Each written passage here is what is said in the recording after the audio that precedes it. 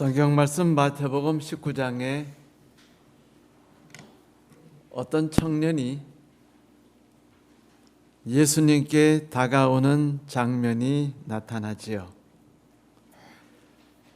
19장 16절에 있는 말씀을 제가 읽겠습니다.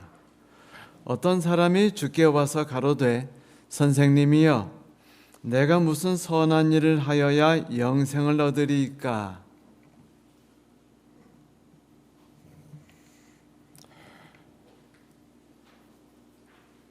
모든 사람들에게 있어서 가장 큰 관심은 천국에서 사는 영생이지요. 더 이상 불안한 것도 없고, 더 이상 갈등도 없고, 번민도 없고, 미래가 내일이 어떻게 될지 불안해할 필요도 없고, 그리고 불편한 관계에 있던 모든 사람들을 어떻게 만나야 할지에 대한 염려도 존재하지 않는 그런 천국에 있다는 것이 모든 사람들이 얼마나 꿈꾸는 삶인지 모르겠어요. 여기 뭔가 불안감을 가지고 있는 청년이 하나 있습니다. 부자 청년. 그는 명예도 갖고 있고 권력도 가지고 있으며 돈도 남부럽지 않게 가지고 있는 청년이었어요. 하지만 말로는 표현할 수 없지만 무언가 허전하고 그리고 모자라다는 느낌이 들었습니다. 그는 부족함을 느꼈죠. 불안했어요. 만족스럽지 못합니다. 그래서 고민을 해요.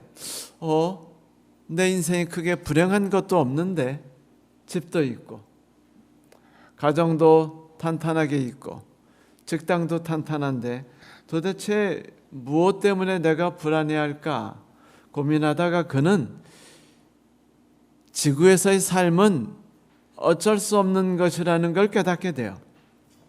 그래서 하나님과 자신과의 평화도 느끼고 모든 삶이 완전히 탄탄해지는 내 재산도 내 가정도 흔들림 없이 완벽해지는 하늘을 이제 향해서 꿈을 꾸기 시작합니다. 매일매일의 영원한 행복과 기쁨이 있는 곳, 영원한 미래가 탄탄하게 내 것이 되는 그 삶, 그것들을 꿈꿨어요. 그래서 그것을 얻기 위해서 내가 지금 신앙생활은 열심히 하고 있지만 혹시라도 모르고 있으며 내가 덜 하고 있는 것이 있다면 이것까지도 해결해야지라는 생각에 당대 이스라엘 사회에서 매우 유명하고 영적이었으며 거룩하고 하나님의 선지자라고 불림을 받고 있던 예수를 찾아갑니다. 그리고 그분 앞에 무릎을 꿇어 엎드렸어요. 그리고 자기가 가장 고민하고 있는 이 내용에 대해서 예수께 질문을 드리죠. 선생님, 영생을 얻으려면 제가 어떤 선한 일을 해야 됩니까? 이 질문이 참 재미있는데 흥미로운데 이 사람은 영생을 얻기를 바랬어요. 그런데 영생을 어떤 방식으로 얻기를 바래요? 획득하는 겁니다. 내 힘으로 내가 무언가 해서 그는 그것이 선한 일이라고 생각했어요. 어떤 일이요? 선한 일. 네, 우리들도 선한 일을 해서 십계명을 지켜서 하늘에 가려는 생각을 하고 있지 않나요? 이 부자 청년도 그 생각이 있었어요. 선한 일을 하면 하늘나라 가는데 혹시 내가 모자란 선한 일이 있든가라는 생각을 한 것이죠.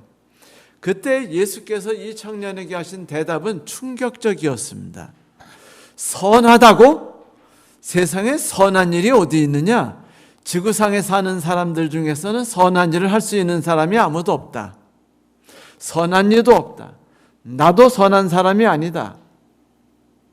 선한 이는 오직 하나님 한 분밖에 없는데 그분은 하늘에 계신 분이다. 무슨 소리예요? 이 세상에서 선한 일을 통해서 무언가 얻으려는 생각은 꿈도 꾸지 말라는 겁니다. 아예 존재할 수도 있을 수도 없어요. 지구상에 선한 사람이 없다라는 것입니다. 믿어지지 않나요? 우리가 나이가 들어지면 점점 이 세상에서 많이 살아가면서 얻어지는 한 가지 분명한 진리가 있어요. 그건 뭐냐면 지구상에는 모든 사람이 태어나면서 다 악하다 라는 걸 배우게 됩니다. 어떤 사람도 신뢰해서는 안 되는데 그 사람이 내 남편이라도 신뢰해서는 안 된다라는 걸 우리는 잘 알아요.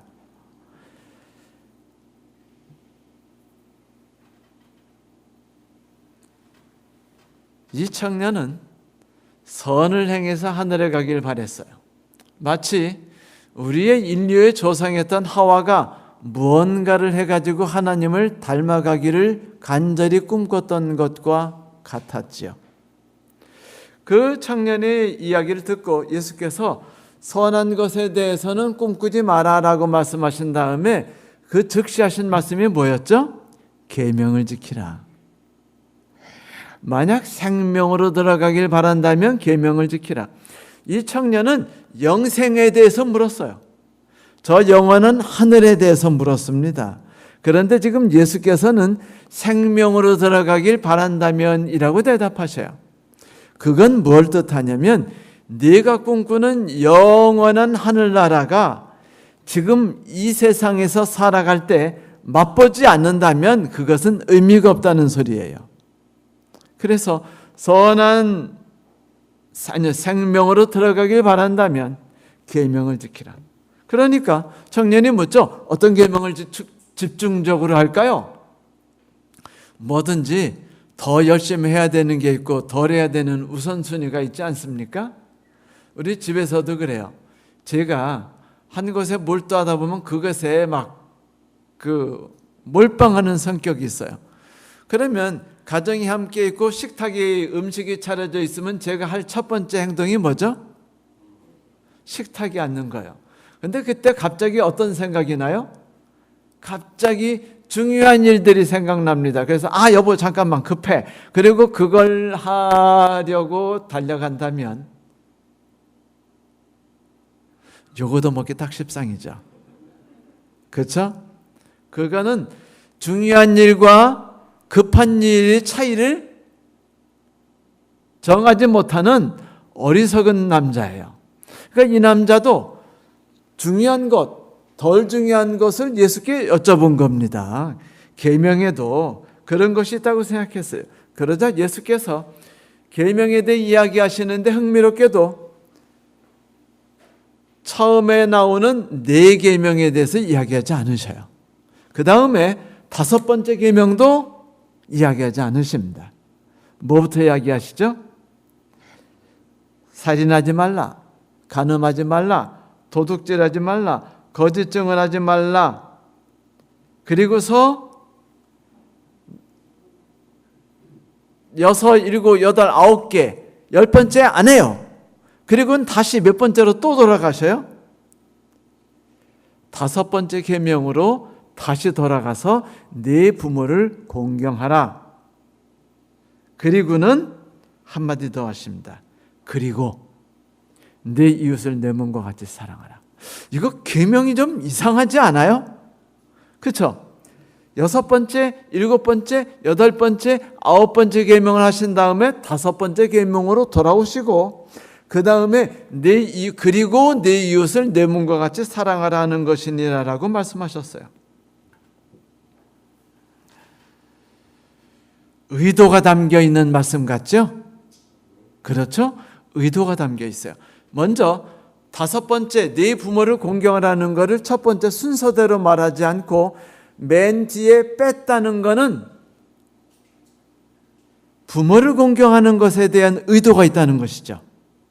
그 다음에 이웃을 내 몸과 같이 사랑하라는 건 십계명에 존재하지 않는데 그거를 포함해서 맨 끝에 붙였다는 이야기는 십계명의 낱낱이 개개적인 계명의 중요성보다는 전체 의미의 가치와 중요성의 뜻을 더했다는 것을 말하는 것입니다.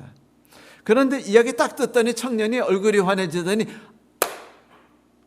선생님 그거요.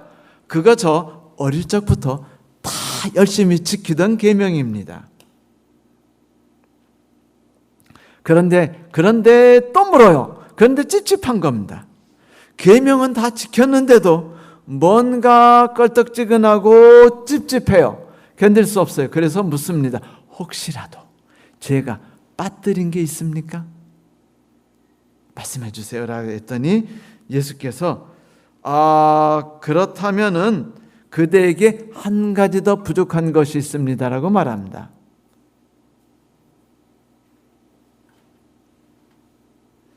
그래서 말해요. 그렇습니다. 부족한 것이 있고 당신이 해야 될 게 있지요. 다 지켰다는 사람에게 해야 될 것이 있다고 말했을 때 이 의미는 심각할 수 있는 것이죠. 그렇죠. 가서 만약 당신이 완전해지려거든 부족함이 없이 뭔가 찝찝하고 부족한 것이 있고 그렇게 느껴진다면, 완전해지기를 원한다면 내가 그대에게 3가지 계명을 이야기하겠어. 첫째, 가서 당신의 재산을 다 파시오. 두 번째, 판 재산을 몽땅 다 가난한 이웃에게 나눠주시오. 그리고 3번째 계명, 와서 나를 따르시오.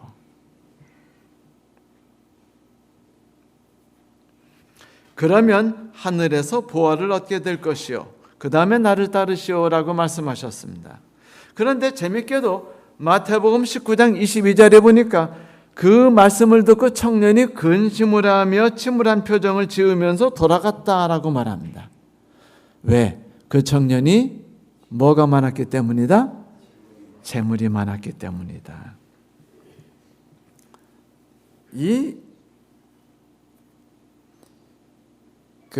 나라의 역사들을 보다 보면은요, 회사들이 잘 되는 회사들이 있어요. 근데 잘 되는 회사가 너무 잘 되다 보니까 자기가 잘 되는 거에 집중을 해요. 그런데 세상이 바뀝니다. 어느 날. 그래가지고 그냥 휴대폰이 있다가 그냥 휴대폰이 싹 없어지고 갑자기 무슨 휴대폰이 나와요? 스마트폰이 나와버려요. 그러면 저런 새로 나온 거 그거 가지고 무슨 돈을 벌겠어. 나는 끝까지 휴대폰이다라고 하고서 그냥 벽돌폰을 밀고 붙이면은 그 회사들이 어떻게 되는지 아시죠? 모토로라 망했습니다. 수많은 위대한 회사들이 다 망해버렸어요. 왜? 새로운, 너무 자신 있고 너무 탄탄하고 너무 완전하다 보니까 새로운 변화의 시류에 뭐 하지 못했어요? 편승하지 못했어요. 사람들이 다 그래요. 처녀 때까지 너무 완벽한 삶을 살던 사람이 결혼해가지고 새로운 삶에 적응하지 못해요. 왜냐하면 내가 산 삶이 너무 완벽했기 때문이죠. 이 부자 청년은요, 너무 완벽한 삶을 살아요. 뭐죠? 재물이라는 것은 그가 얼마나 인생을 가치 있고 열심히 살았는지를 말하는 겁니다. 얼마나 최선을 다해 살았는지를 말하는 것이죠. 자, 제가 무엇을 하면 되나요? 여기서부터 시작할까요? 이 청년은 지금 제가 무엇을 하면 되나요? 라고 물었습니다. 많은 그리스도인들이, 많은 제7일 안식을 예수 재림교인들이 항상 묻는 게 있어요. 내가 어떻게 하면 하늘에 갈까요? 예수께서 말씀하셨잖아요. 어떻게 하면 하늘에 가는 방법은 없다. 네가 무슨 일을 해서 영생을 얻으리라는 상상도 하지 말고 꿈도 꾸지 마라. 그런 방법은 없다. 그랬더니 이 청년이 끝까지 우기는 겁니다. 그래도 알려주세요. 그랬더니 10계명 지키래요. 10계명 다 지켰습니다. 그래도 할 게 있으면 말씀하세요. 그랬더니 예수께서 10계명을 다 지켰다고? 그래, 그러면 내가 너에게 3가지 계명을 이야기하마라고 말씀하십니다. 그런데 여러분, 재밌지 않아요? 이 3가지 계명은요, 10계명이에요. 부족하다고 해서 더해주신 계명이 재물을 팔아. 무슨 뜻이죠? 내 힘으로 살지 말고 내 힘으로 뭔가 할 수 있다는 걸 다 포기하라는 소리입니다. 이웃에게 나눠주고 이웃을 불쌍히 여기라는 소리입니다. 그리고 나를 따르라. 온전히 나를 신뢰하라는 소리입니다. 이거 다 어디에 있는 거죠? 십계명에 있는 거예요. 십계명의 내용을 세 개로 쪼갠 겁니다.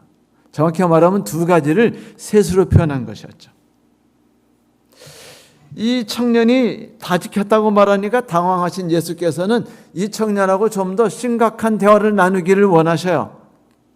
그래서 말씀하셨습니다. 가서 내 재물을 팔아서 자기 포기라고 가난한 이웃에게 나눔으로 이웃을 사랑하고 그리고 나를 따라라. 하나님에 대한 전적인 신뢰를 하라. 이야기는 뭡니까? 이 청년이 십계명은 다 지켰는데 정작 하나님을 신뢰한 적이 없고 이웃을 사랑한 적이 없으며 자기를 포기한 적이 없다는 말입니다. 심각하지 않아요?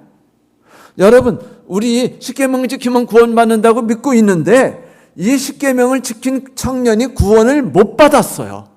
십계명은 죽으라고 지켰는데 구원받지 못했습니다. 문제가 뭐예요? 십계명의 의미는 하나도 지키지 않은 겁니다. 십계명의 의도는 하나도 따르지 않고 십계명만 지켰어요. 세상엔 그런 교인들이 너무도 많아요. 성경이 말하는 대로 글자대로 건강 따라 고기 안 먹고 돼지고기 안 먹고 담배 안 피고 욕하지 않고 바르게 살고 정직하게 살고 이 모든 거 다 필요 없어요. 예수께서 말씀하시지 않았습니까? 선한 일을 하는 사람이 어디 있느냐? 이 세상에 선한 일을 하는 사람 없다. 이 이야기는 행위를 통해서 구원받거나 영원 삶을 얻으려고 꿈꾸지도 말하는 소리였습니다. 그런데 이 청년이 자꾸 십계명 하니까 십계명 좋아. 네가 지킨다는 십계명 한번 따져볼까? 너 십계명 못 지키고 있어. 라고 말씀하신 겁니다. 하나씩 들여다볼까요? 자, 왜 내 제 모든 재산을 팔라고 했을까요? 재산은요 편안함이죠. 이 세상 모든 사람은요 편안하고 안정된 삶을 추구합니다. 이 흔들리는 삶을 원하지 않아요. 그런데 신기하게도 하나님께서 이스라엘 백성들을 만드실 때 아브라함을 부르셨을 때 아브라함에게 한 곳에 우거하는 것을 바라셨나요? 사도 바울은 아브라함이 죽을 때까지의 삶을 무엇이라고 말씀하셨죠? 나그네. 무슨 삶이라고요? 나그네 삶이라는 것은 안정된 삶입니까? 아니면 부평처럼 떠도는 불편한 삶, 불안한 삶입니까? 불안한 삶이에요. 이 청년에게 있어서 안정이라는 건 되게 중요한데 재산을 다 팔아요. 그러면 현재가 불안해지죠. 내일이 불안해지죠. 요즘 청년들이 왜 죽어라고 패닉바잉 합니까?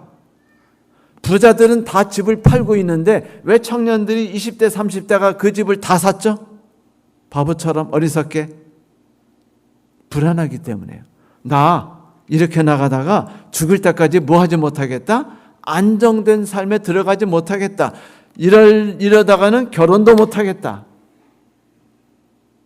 그래서 지금이라도 빚을 져가지고 집을 사겠다라고 말해서 지구상의 대한민국이 전 세계에서 개인이 갖고 있는 빚이 가장 크대요. 그리고 이번 그 회기 최근 3, 4년 동안 개인이 진 빚이 이전 역사상 어떤 시대에 비해서 개인이 지고 있는 빚이 급격히 늘어났어요. 상상을 초월하게. 왜 그러죠? 불안하니까. 안정된 삶을 원하니까 그래요. 그래서 안정된 삶을 얻기 위해서 무슨 짓이라도 하되 뭐라도 빌리는 겁니까? 사채라도 끌어다 쓰는 거예요. 요즘에 정부에서 이자를 높이고 돈을 안 빌려주니까 다 어디로 가고 있어요 지금? 사채로 가고 있어요. 왜? 안정된 삶을 추구하기 위해서는 어떤 일이라도 감수하겠다는 겁니다. 그 얘기 하나님이 말씀하시기를 가서 내 모든 재산을 팔래요. 광야 생활하라는 것입니다. 안정되게 내 집을 짓고 사지 말고 떠돌아다니라는 거예요. 네가 네 인생과 하늘에 대해서까지 계획하고 설계하고 네가 이행하면 속 편하겠지. 그러나 그렇게 살아가려고 애쓰지 마라. 하나님이 채워주시는 만나를 먹고 살라는 소리는요, 오늘 내가 음식을 만들기 위해 애쓰지 마라는 거예요. 그래서 예수께서 뭐라고 말씀하셨죠? 무엇을 먹을까? 무엇을 마실까? 무엇을 입을까? 염려하지 말라. 이거는 다 누가 하는 일이라? 이방 사람들이 하는 일이다. 내가 너희들을 보살피는 걸 믿지 못하겠느냐?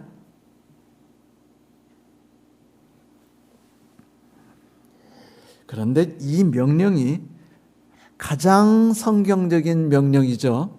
그런데 그리스도인들이 가장 지키기 힘든 명령입니다. 예수께서 말씀하셔요. 내 손에 든 상한 빵을 버리고 내가 내게 주는 맛있고 건강에 좋은 빵을 받아라.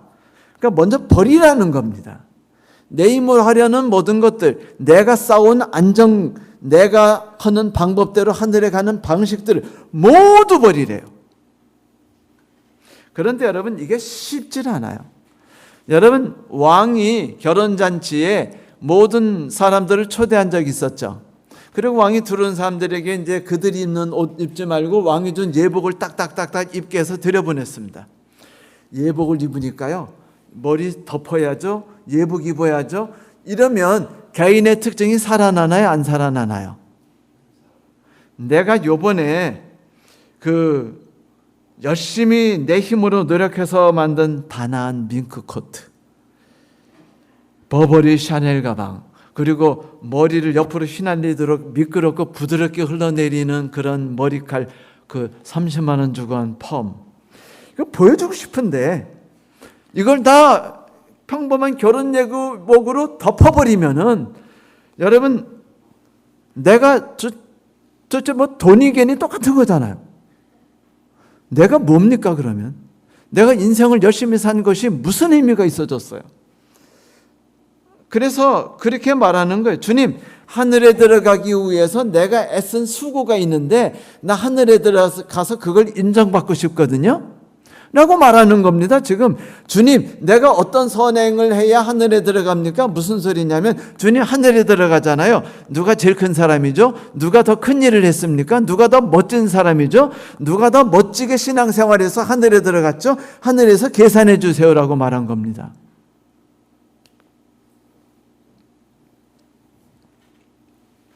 이 청년에게는 받을 수 없는 일이에요.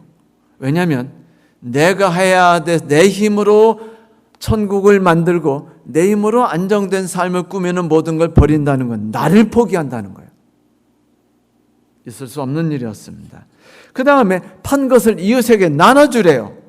여러분, 그거 할 수 있을까요? 돈도 많은데.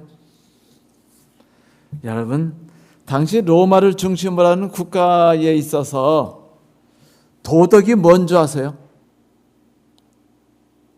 일 하나 하고 게으르게 사는 놈들은 도와주지 마라. 이게 로마인들에게 가장 위대한 법이었습니다. 열심히 살아라. 멋지게 살아라. 돈 벌어라. 그리고 돈은 폼따구나게 써라. 뭐라고요? 노블레스 오블리주가요. 이게 로마에서 나온 겁니다. 원래. 그 단어는 나중에 살레라는 지방에서 만들어진 단어였지만은 실제 이 정신은 로마에서 나왔어요. 돈 많이 벌고 인생 열심히 살고 저축 열심히 하고 그 다음에 열심히 떼서 집을 이리저리 떼어가지고 돈 번 분들이 그 번 돈을 가치 있게 쓰라는 거예요. 어떻게죠? 로마인들에게 있어서 돈을 가치 있게 쓰는 거는요, 폼따구나게 쓰는 법이었어요. 다시 말하면 시에 목욕탕을 만들어주는 겁니다. 공공 목욕탕. 그리고 모든 국민에게 똑같이 나눠주는 거예요. 똑같이. 너도 100원, 너도 100원, 너도 100원. 성경에서는 부자 가난한 사람 똑같이 주지 말아요. 가난하고 불쌍한 사람만 주랍니다. 그런데 로마 사람들은 어떻게 했어요? 가난하고 불쌍한 사람이 어디 있어? 똑같이 나눠주면 가난한 사람들이 가난한 사람만 나눠주면 가난한 사람들이 그럼 나 가난한 사람 취급한겨? 기분 나빠 라고 말하니까 똑같이 나눠주려는 거예요. 그러니까 똑같이 나눴어요. 로마에서는 모든 시민에게 똑같이, 내가 대통령 됐으니까 모든 시민에게 똑같이 그 10만 원씩 주마 하고 싹 나눠주는 겁니다.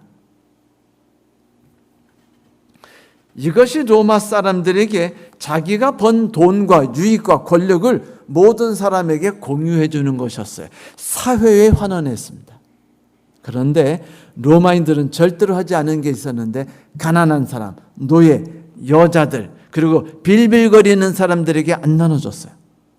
그거는 죄악이었습니다. 악행이었어요. 나쁜 일이었습니다.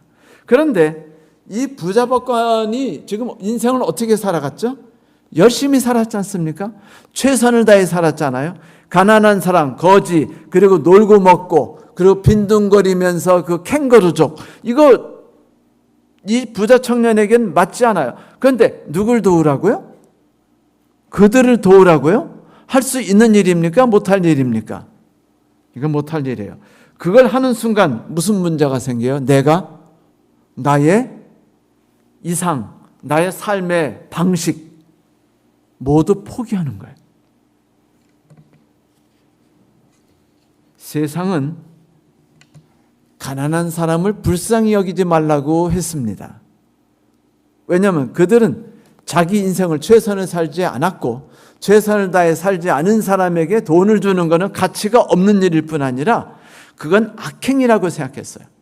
그런데 예수께서 가난한 사람들에게 나눠주래요. 어떻게 해야죠? 그는 고민이 됐습니다. 그런데 세 번째로 예수께서 말씀하셔요. 그리고 나를 따르라. 혹시 세 번째 계명은 따를 수 있을까 생각해 봤더니 이건 더 무서운 겁니다. 예수님 어떤 분이에요 지금? 이 부자 청년, 법관, 이 청년이요. 그래서 사회 지도층에 노는 사람 아니에요? 노는 사람들은요, 돈이 어디서 이렇게 두르는지 다 알아요. 그리고 어떤 줄을 타야 되는지 알아요. 또 어떤 줄을 안 타야 되는지도 알아요. 최소한 예수라는 줄은 타면 돼요, 안 돼요? 인생 종치는 겁니다. 완전히 예수라는 줄을 타는 순간에요, 사회에서 매장돼요. 모든 인생 쌓은 것이 몰락됩니다. 여러분, 모든 걸 버리고 새로 시작하라 할 수 있어요. 그래요, 안 그래요? 뭐만 있으면. 지금까지 사귄 사람들과 연줄들과 그리고 노하우와 모든 것을 갖고 있을 때, 그러나 그 노하우와 연줄까지 다 버리고 나면 소가 비빌 언덕도 사라지는 거 아니에요. 그러니까 이 청년은 그것이 싫었어요. 그 청년은 내 힘으로 천국에 들어가야 된다고 생각하는 사람이었어요.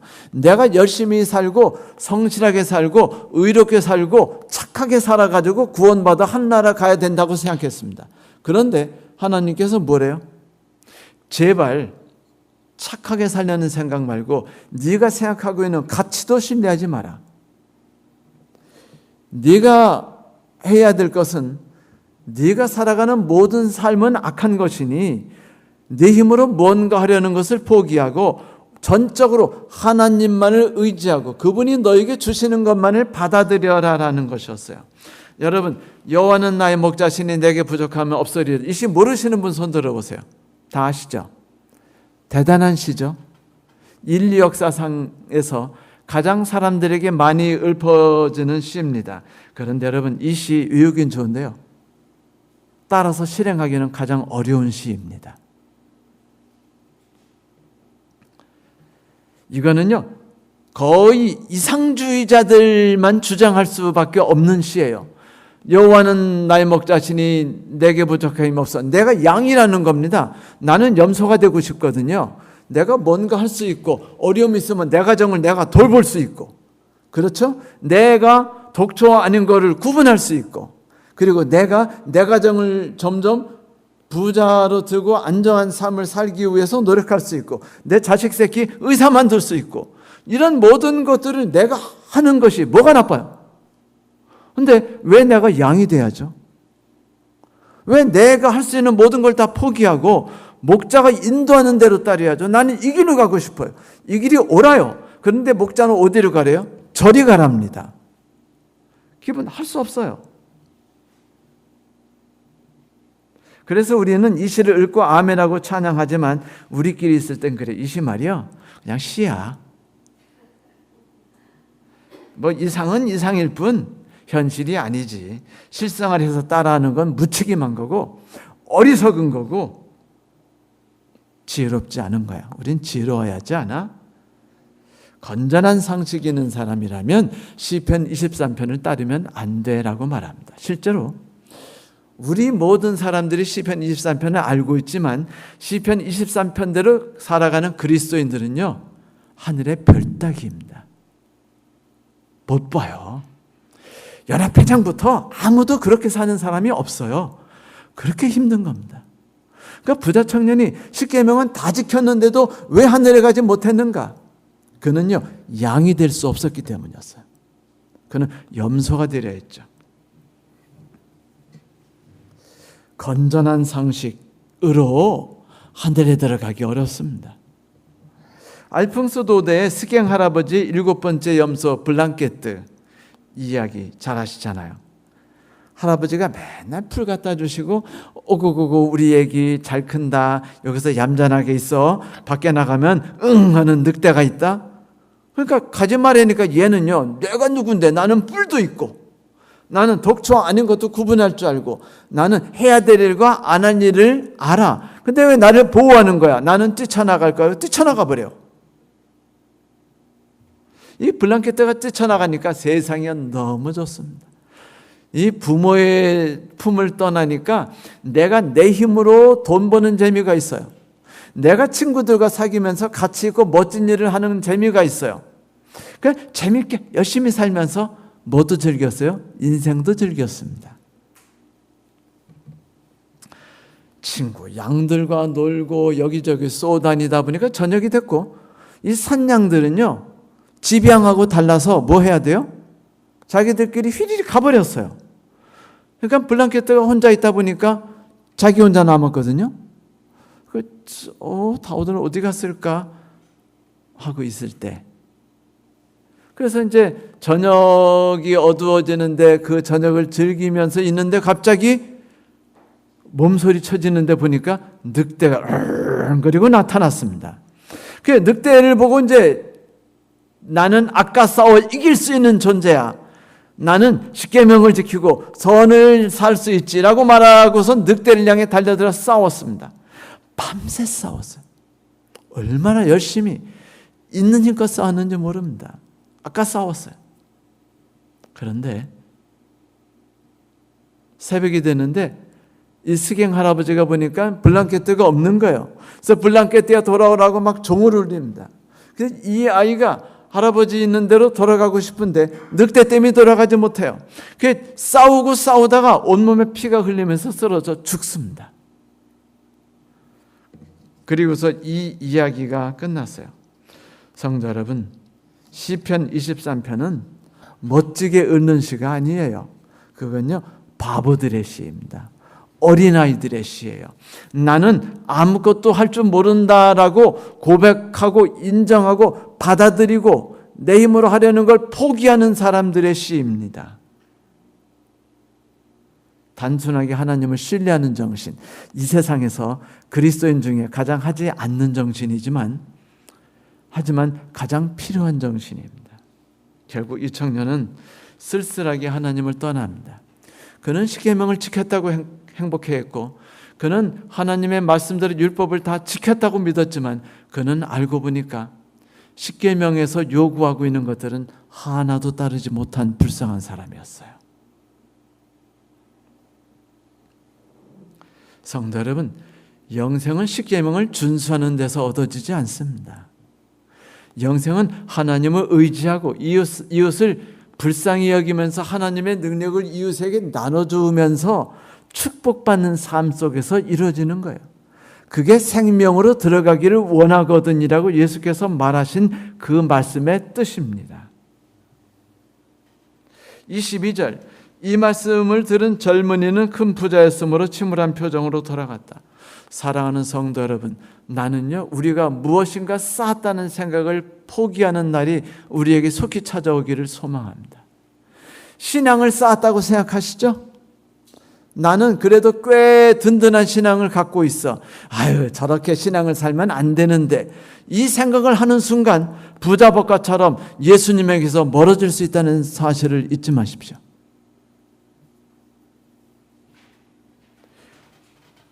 무엇인가 내 힘으로 무언가 하늘을 향하여 갈 수 있다는 생각을 하지 마세요.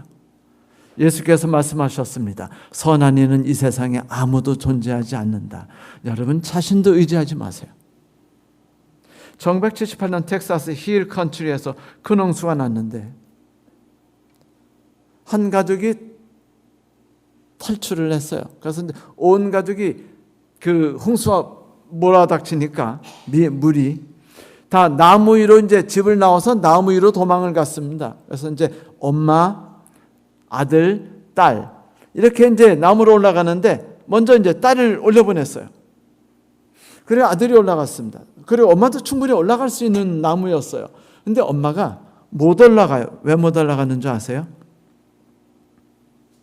돈, 전표, 귀금속, 그리고 부동산 증서 이것들을 갖고 있었는데 이렇게 가방에다 들고 있었는데 이걸 놔야 나무를 타는데 놓을 수가 없는 거예요. 이거를 놓는 순간 뭐가 사라지죠? 내가 의지할 수 있는 삶이 사라지는 겁니다. 하나님이 나를 보호하신다는 걸 어떻게 믿어요? 무조건 이거는 놓지 말아야 될 건데 그래서 이 어머니가 놓지 않는데 홍수가 막 쏟아지니까 딸이 그래요. 엄마! 놓고 빨리 올라와. 그러니까 엄마가 이걸 안 놔요. 그리고 나무를 붙잡습니다. 안 놓고 나무를 붙잡아요. 우리 그리스도인과 똑같죠. 이 세상을 열심히 살아가면서 하나님도 붙잡으려는 엄마가 물에 휩쓸려 떠내려갔습니다. 사랑하는 성도 여러분, 신앙은요 내 힘으로 뭔가를 붙들고 늘어지는 게 아닙니다. 신앙이란 천국을 향하여 내가 무엇인가 한 걸음 한 걸음씩 디뎌 나가면서 쌓아가는 게 아닙니다. 12제자들이 말씀했잖아요. 예수님, 천국에서 누가 제일 큽니까? 그들은요 내가 쌓아간 신앙이면 하늘에 들어갈 수 있겠지라고 생각했지만 예수께서 말씀하셨어요. 미안하지만 12제자들아 너희들 중에 한 명도 하늘나라 못 가거든? 이라고 대답하지 않으셨습니까? 충격 아닌가요? 성도 여러분, 지혜를 버리세요. 능력을 버리십시오. 그리고 비록 우리가 염소 되기를 좋아하지만 양이 되십시오. 이상을 꿈꾸면서 설교했습니다. 성도 여러분, 우리는 모두 하늘나라에 들어가기를 간절히 소망하죠. 근데 목사님의 현실성이 없는 이상에 가까운 이야기를 여러분이 들으셨습니다만 안식일마다 교회 나오고 11금을 내고 십계명을 드리고 교회 봉사를 열심히 하고 자녀를 하늘나라에 인도하려고 애쓴 다음에 하늘에 못 가는 것만큼 불쌍한 일이 어디 있나요? 지금이라도 늦지 않았으니 저 가망성 많았던 부자 청년에게 예수께서 하신 말씀을 마음에 담아두시길 바랍니다. 먼저 가서 내 재산을 파십시오. 내 힘으로 하려는 생각만 버리세요. 돈은 갖고 있으세요. 집도 갖고 있으세요. 하지만 이것이 나를 보호한다는 생각만 버리시란 말이에요. 이것 때문에 내가 살아간다고 생각하는 정신이라도 좀 버려주세요. 이것부터 시작해야 하지 않겠어요? 그리고 나중에 하나님이 재산을 날려버리시거든 하나님이 버리셨네요 라고 말하고서는 나그네로 살 준비를 하세요. 두 번째, 세상 사람을 불쌍히 여기십시오. 자꾸 나는 선을 쌓았다고 생각하면요 쟤들은 나쁜 놈이라는 생각이 들어요. 쟤들은 나쁜 놈이라는 생각 때문에요 쟤들에게 뭐가 해주는 게 억울하다고 생각해요. 그렇게 되면요 그들을 도와주고 싶은 생각이 하나도 안 듭니다. 그게 부자법관의 정신이고요. 그게 많은 우리 그리스도인들의 정신입니다. 그러지 마세요. 내가 선하다는 생각을 버리세요. 예수의 말씀처럼. 그리고 마지막으로 양이 되어서 어린아이처럼 그저 어느 길 인도하시든 상관없이 인도하시는 걸 따라가는 걸 해보십시오. 못합니다. 아브라함도 못했고요, 야곱도 못했고요, 이삭도 못했고요, 욥도 못했고 다윗도 못한 걸 우리가 어떻게 합니까? 하지만 못하더라도 만약 예수께서 우리를 구원하시기 위해서 우리를 상처 주는 일이 생기거든, 우리의 재산을 손괴를 입히거나 남편을 다치게 하거나 혹은 자녀가 직장을 잃어버리거나 혹은 내 건강이 상하거나 이런 일이 터지거든, 하나님께서 나를 인도하시는 것이다 라고 생각하고 그때는 기회가 왔으니까 물이 들어왔을 때 노를 저으시기 바랍니다. 그건 할 수 있으시죠? 네. 염소가 되지 말고 양이 되는 일을 하되, 지금은 자신 없으면 하나님이 우리를 고난을 주실 때 그때라도 그 일을 시작할 수 있는 저와 여러분이 되길 바랍니다. 말씀을 마치겠습니다.